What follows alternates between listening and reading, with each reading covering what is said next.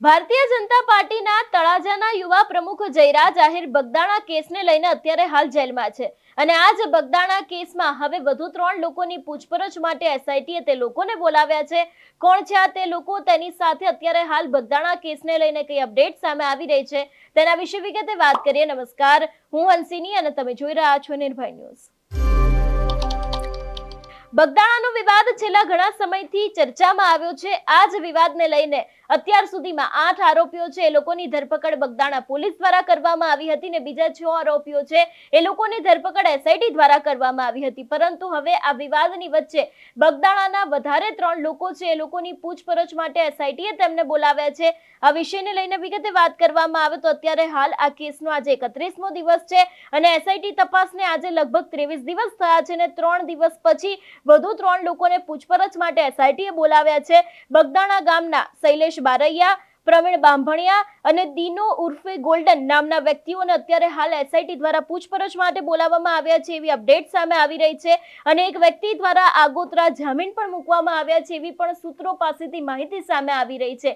એટલે જે રીતે આ 3 લોકો છે એ લોકોને પણ અત્યારે હાલ પૂછપરછ માટે બોલાવવામાં આવ્યા છે। ક્યાંક ને ક્યાંક આ સમગ્ર ઘટનાની અંદર તે લોકોનો હાથ છે એટલા જ માટે થઈને તેમને પૂછપરછ માટે બોલાવવામાં આવ્યા છે એવી પણ અત્યારે હાલ શક્યતાઓ જોવા મળી રહી છે। જોકે તે લોકોની પૂછપરછની અંદર કયા ખુલાસા થાય છે, એસઆઈટી દ્વારા શું પૂછવામાં આવશે, સમગ્ર બાબતને લઈને હવે કઈ અપડેટ આવે છે તે પણ જોવાનું રહેશે। આપણે જોયું હતું કે અત્યાર સુધી 14 આરોપીઓની ધરપકડ થઈ છે। 8 બગદાણાના પોલીસે પકડ્યા હતા અને બીજા જે 6 આરોપીઓ છે એની એસઆઈટી દ્વારા ધરપકડ કરવામાં આવી હતી। આની પહેલા 13 આરોપીઓ છે એ લોકોની ધરપકડ થઈ હતી અને હમણાં થોડા સમય અગાઉ જે તળાજાના ભારતીય જનતા પાર્ટીના પ્રમુખ છે એટલે કે જયરાજ આહિરની એસઆઈટી દ્વારા ધરપકડ કરવામાં આવી હતી। એસઆઈટીએ સૌથી પહેલી વખત તેમને સમન્સ મોકલ્યું હતું ત્યારે તેમની 3 કલાક પૂછપરછ ચાલી હતી અને એ બાદ ફરી એક વખત તે લોકોને સમન્સ પાઠવવામાં આવ્યું હતું અને જયરાજ આહિરની લગભગ 2 કલાક પૂછપરછ બાદ જયરાજ આહિરની પણ ધરપકડ કરવામાં આવી હતી। એ બાદ આપણે જોયું હતું કે ક્યાંક ને ક્યાંક કોળી સમાજના લોકો છે એ લોકો અત્યારે હાલ ફરી એક વખત મેદાને આવ્યા છે અને તે લોકો દ્વારા સવાલ એ પણ ઉભો કરવામાં આવ્યો છે કે જે વ્યક્તિઓ દ્વારા શરૂઆતની તપાસ કરવામાં આવી હતી એટલે કે પીઆઈ ડાંગર છે, પીઆઈ કેએસ પટેલ છે અને ડીવાયએસપી રીમાબા ઝાલા છે, એ લોકોની સામે પણ જયરાજ આહિરની જેમ જ કડક કાર્યવાહી કરવામાં આવે એવી પણ માંગ કરવામાં આવી હતી। પરંતુ હવે આ બગદાણા કેસને લઈને વધુ 3 લોકો છે એ લોકોની અત્યારે હાલ પૂછપરછ કરવા માટે એસઆઈટી દ્વારા તે લોકોને બોલાવવામાં આવ્યા છે।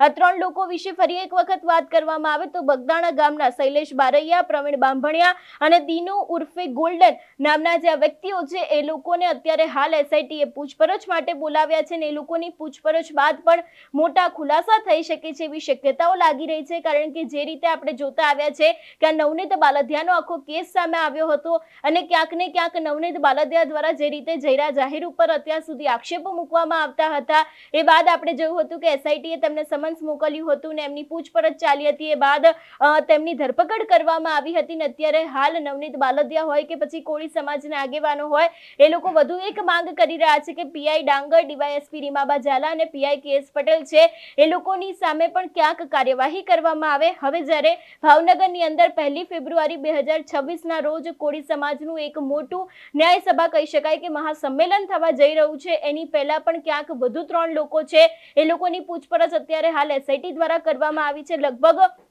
જયરાજ આહિરની ધરપકડ થઈ એના 3 દિવસ પછી અત્યારે હાલ ફરી એક વખત આ સમગ્ર મામલે એસઆઈટી દ્વારા તપાસ છે એને લઈને 3 લોકોની પૂછપરછ કરવા માટે તે લોકોને બોલાવવામાં આવ્યા છે। જોવાનું રહેશે કે હવે આ સમગ્ર ઘટનાની અંદર કયા ખુલાસા થાય છે કારણ કે જે રીતે આ 3 વ્યક્તિઓના નામ સામે આવી રહ્યા છે એ લોકોને ક્યાંક ને ક્યાંક આ ઘટનાને લઈને બોલાવવામાં આવ્યા છે। જોવાનું રહેશે કે ખરેખર તે લોકોની સંડોવણી છે કે કેમ।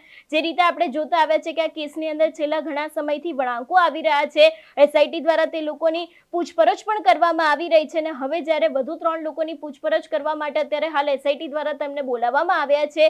જોવાનું રહેશે કે આ ઘટનાની અંદર કયા ખુલાસા થાય છે। તમારું શું માનવું છે આ વિષયને લઈને અમને કમેન્ટ કરીને ચોક્કસ જણાવજો। તેની સાથે અમારી ચેનલ નિર્ભય ન્યૂઝને લાઇક, શેર અને સબસ્ક્રાઇબ કરવાનું ભૂલશો નહીં। નમસ્કાર।